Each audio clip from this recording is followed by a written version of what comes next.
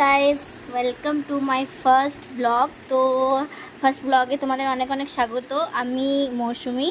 তো আমরা আজকে একটা স্পেশাল জায়গাতে যাচ্ছি। আমি আগে কোনো দিন যাইনি এর আগে।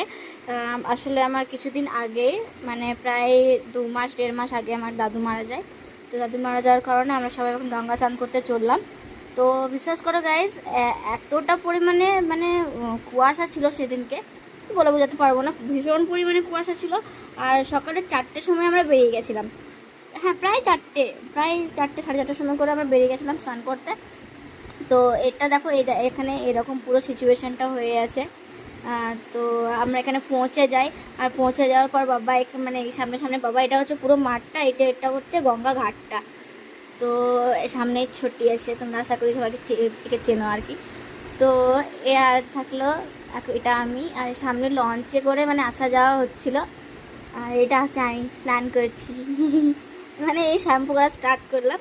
তো এখানে যেহেতু মানে গঙ্গাতে এসে স্নান করতে নেই, শুধু মানে মানে শ্যাম্পু ট্যাম্পু করতে নেই, শুধু ডুবকি লাগালেই হয়, তাও করে নিলাম।